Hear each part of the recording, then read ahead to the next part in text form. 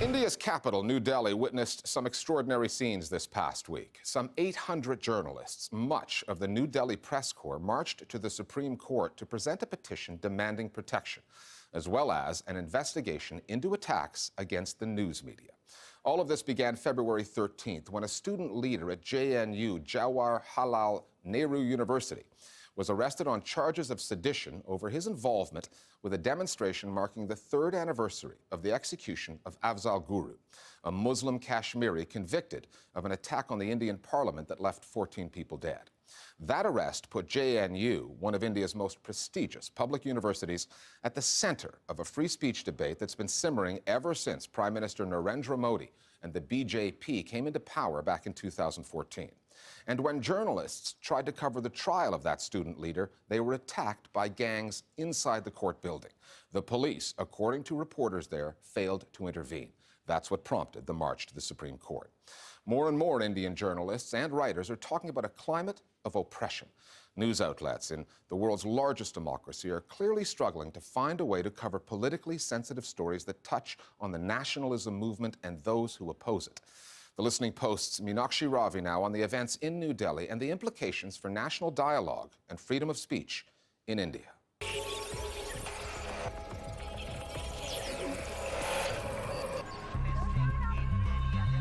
Over the past 10 days, Indian news consumers have watched a debate unfold on their TV screens with ever-increasing decibel levels. A big row has erupted in Jawaharlal Nehru University. Students shouted anti-India slogans. You could call it Spot the Traitor. Freedom of expression के नाम पर देशद्रोहियों को क्रांतिकारियों का दर्जा दे दिया जाता है. What happened on the JNU campus was clearly a reflection of what happens in campus politics in different parts of the country, where there are student groups with very strong, some would say extreme opinions on politically contentious issues. Now, one of those groups organized an event in JNU, and some of the slogans were seen to be anti-national, and the campus has got polarized. And that polarization is also reflected in the media. हम तो पूछेंगे, क्या JNU राष्ट्र विरोधी ताकतों का अड्डा बनता जा रहा है? JNU campus में Zee News was there, we covered it extensively. A lot of people termed this whole thing as the freedom of expression. But our point of view was, if you counter Indian foreign policy on Kashmir, and if you start supporting the terrorists, this was not acceptable. JNU के अंदर राष्ट्र विरोधी नारों का एक नया video आज हमारे पास आया है, जिसे दिखाते हुए आज हमें बेहद अफसोस हो रहा है. लेकिन राष्ट्र विरोधी तत्वों की सर्जरी के लिए इसे दिखाना भी उतना ही जरूरी है. We constantly reported this incident with our point of view that such things should not be allowed in this country. This national anti-national is basically reduced to the kind of phrase George Bush would use: if you're not with us, you're against us. I challenge you today. I challenge you today, Mrs. Lord. Shout with me the slogan Bharat Mata ki Jai. Let us see. Let us see who want to fight for India and who think otherwise. So anybody who's critical of the government, anybody speaking against the absurdity of a charge like sedition against a student union president today is labeled anti-national. And the culmination was that just a couple of days ago, when the president of the JNU students, Kanhaiya Kumar, was to appear in court, journalists covering the event were attacked and beaten up by people. They cornered me and other journalist Amit Pandey from IBN 7. They beat him up black and blue, and then I remember one of them distinctly telling me that delete the phone or we'll break your bones and break your phones. And this was a direct culmination of any attempt to give Kanhaiya Kumar's story or that side of the story. That whole attempt itself was labeled anti-national. The fact this story is taking place in the heart of New Delhi is important. Reporters in other parts of the country have been attacked and some even killed. But the assault on journalists in a court of law in the capital was a shock, not least because of the symbolic irony.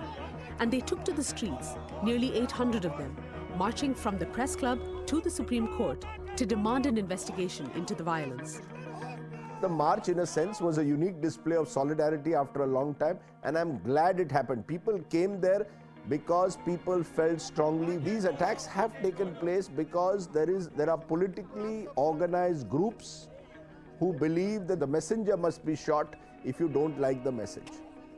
And it is not one political group, it stretches across the country. A culture has been created where violence and intimidation today is acceptable. And how can we stay silent at a time like this? Indian journalists are no strangers to the challenges that come with covering heavy-handed politicians, big business, or organized crime. But speak to editors and reporters, and they will tell you that the pressures on the news media were already on the rise before 2014, when the Nationalist Hindu Party, the BJP, came to power. Those pressures have since grown, with the government's ministers making their positions clear, often in under 140 characters. On the JNU story, the Minister for Home Affairs, Rajnath Singh, tweeted, "Those involved in anti-India activities or propaganda will not be spared, and those who are innocent will not be harassed." With the space for dissent tightening, ongoing issues like Kashmir becoming harder to debate, and the airwaves growing more polarized, the rifts in the media have grown deeper, and it's had an effect on output. Arnab Goswami, who is the face of the English language news channel Times Now, specializes in a brand of high-pitched aggressive journalism that tops the ratings regularly. Not only are you anti-national, you are a coward and you have been called out on the News Hour tonight. Goswami does have his critics, including an academic at JNU. Professor Parnal Chirmule wrote, Arnab Goswami of Times Now is on the front lines of a parallel war against nuanced thought, against honesty, against intellectual freedom, and against truth. He uses specific terms repeatedly ad nauseum. Anti-national, secessionist, unpatriotic are urgent favorites. Goswami was unavailable to speak with us for this report. One of the most dangerous aspects of what is happening is this concept of media trial, because we have converted studios into courtrooms, anchors into judges. We have already prejudged the issue, and as a result, we are creating a very, very dangerous society today. See, I have personally walked out of Arnab's show and I have written a long critique of Arnab Goswami's way of holding kangaroo courts every night. But on the other hand, the leftist journalists, they've been equally vicious and one-sided. What does it mean for the leadership of Narendra Modi and Amit Shah? What is it? The manner in which the leftist channel ran a very vicious campaign against Narendra Modi, based mostly on lies, distortions, misinformation, was very venal. As far as taking a stand on issues is concerned, I would say Arnab examines each issue on merit. He can be wrong, but he takes an independent stand on each issue. The whole tone of the media, how media reports in India has become very negative. So at Z News we have started showcasing people who are actually helping the society. JNU के इन तथाकथित पढ़े लिखे बुद्धिजीवियों में से किसी ने भी इतनी जहमत नहीं उठाई कि ये उन 9 शहीदों की शान में 2 शब्द भी कह सकें. You know, the soldiers who are being killed on the borders, they were all martyrs. So if a certain section of media and certain section of students in this country, if they call Afzal Guru a martyr, then what do you call all those soldiers who lost their lives while defending this country? For India's news media covering myriad sensitive and complex stories, this is a crucial time. The media have become a big story in the country, and their journalism and how much this government is willing to tolerate will dictate the role they play in the story of the nation. We've seen far worse in the past. The media is not being silenced. You open any newspaper on any given day, questions are being asked of this government. Criticism is taking place. Even in primetime television, yes, certain kind of discourse may be taking over, but there will be countervailing voices, and I think it will create its own repercussions. We will see that this government will have to answer for its failings, and that will then strengthen the hands of the media in terms of being able to criticize and scrutinize the government.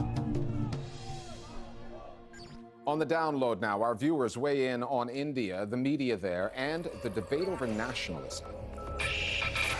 The attack on the media needs to be understood in the context of something that has been happening to the media fraternity in India over the past 1 year. One of the senior union ministers last year had referred to the entire media fraternity as prostitutes, punning obviously on the word prostitutes, and also implying thereby that the media was easily compromisable. And ever since that got into the narrative, attacks and the abuse of media has become slightly easier perhaps than it was before. Ever since the arrest of Kanhaiya Kumar, the media has been fairly divided. A section of the media, including a couple of leading news channels, have been trying to portray certain students as anti-nationals. They have been carrying out media trial. Another section of the media, which includes television channels and especially print media, have been fairly critical of the actions taken by the government. It is particularly worrying that media is actually targeting certain students and is almost like, they are like the jury, the judge as well as the executioner.